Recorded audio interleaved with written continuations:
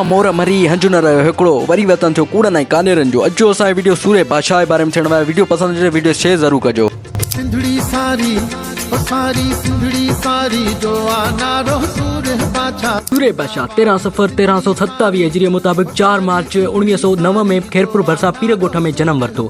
संदन जो असुल नालो सैयद मोहम्मद सिबतुल्लाह शाह। इहो हिननि जी गादी जो सिलसिलो संदन ॾाॾे मोहम्मद राशिद रहमतुल्लाह अलैह जंहिंखे रोज़े धाणी सॾियो वञे थो संदन सां मिले। राशिद रहमतुल्लाह अलैह जो औलाद पूरी सिंध में राशिदी खानदान सां सुञातो वञे थो ऐं चयो वञे थो इहे बुज़ुर्ग हज़रत मूसा काज़िम अलैहिस्सलाम जो औलाद आहिनि। वॾे सैयद मक्की अली रहमतुल्लाह अलैह इस्लाम जी तबलीग ख़ातिर सिंध में अची सेवण लॻो। अॻूणे ज़िले लकी ऐं हाणोके ज़िले जाम शोरे में रिहाइश अख्तियार कई।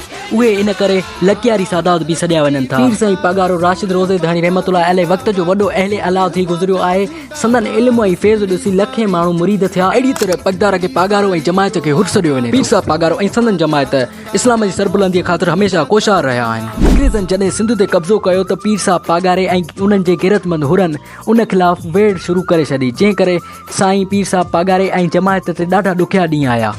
पर तॾहिं बि हार न मञियाऊं। सूर्य बादशाह अञा 13 सालनि जो हुयो त संदसि वालिद शाह मर्दान शाह अवल वफ़ात करे वियो।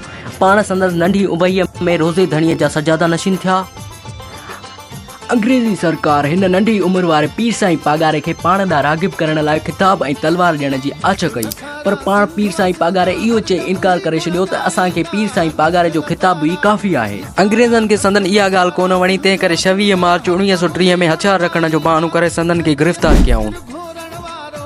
सूर्य बादशाह 1931 ईस्वीअ में जेल अंदरि हिकु किताब लिखियऊं जंहिंमें आज़ादीअ बाबति वज़ाहत कयऊं ऐं उहो ॼाणायूं त इंसान ग़ुलाम थियण लाइ पैदा न थियो आहे। आज़ादीअ जो तालुक़ु इंसान सां ईअं ई आहे जीअं दिलि जो दिमाग़ सां, रत जो रगुनि सां, फिफड़नि जो साह। बहितर मौत मुल्क तां क़ुर्बान थियण आहे। 1943 ईस्वीअ में मार्शल लॉ लागू कयो वियो। अंग्रेज़नि हुरनि जो क़त्लेआम करणु शुरू करे छॾियो। ॻोठनि खे बाहियूं ॾिनियूं, साड़ियो वियो। आख़िरकार उन्हनि क़ुर्बान रंग लाथो। असांजो मुल्क धारनि जे जुबे मां आज़ादु थियो।